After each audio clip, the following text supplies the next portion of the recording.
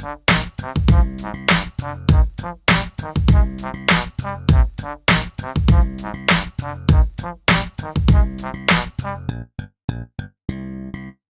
Child, if this title screen wasn't a dead giveaway, is a pretty chill game. It's another in a long line of Kickstarters developed primarily by one guy, in this case, Oscar Brittain. The game is fairly straightforward. You're a hoverbike racer looking to make it big before you essentially starve to death. Your big ticket is Mars, where life is better and the planet is teeming with opportunities. The main shtick of the game is, racing, which is reminiscent of the hoverbike stages in Battletoads. They're not as brutal, but they are quick with obstacles constantly bombarding you.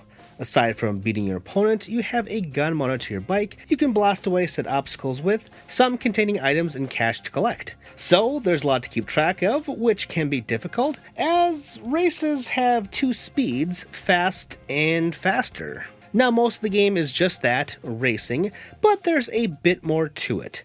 Racing will progress the story and unlock new side objectives you can tackle to get some more money, like going after bounties or delivering pizzas. No matter the objective though, you're still on a racetrack. There are various shops in the world you can visit to spruce up your bike or eat. The world, if it isn't obvious by now, is wonderfully rendered with bright pixel art. Like I said in the beginning, this is a chill game that is oozing with cool, but some of those playful, artistic choices hurt the game's overall score. For example, going from screen to screen often changes the camera angle, which is visually cool, but makes exploring Mars or even getting to races more of a hassle than it needs to be.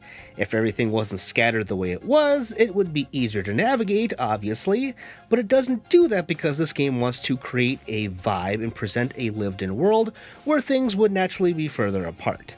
So in that way, there's this weird dichotomy between the gameplay and visuals. On a side, small, related note, I was also disappointed by the soundtrack. And there's really not much else to say. Desert Child, at its core, is a fun Switch game. If you ignore the extra stuff and concentrate on racing by yourself or with a friend, it can be rewarding. But if you play it in that way, it's also very shallow. The game tries and succeeds in some ways to be this stylish, hip racer, but it doesn't really nail that feeling completely.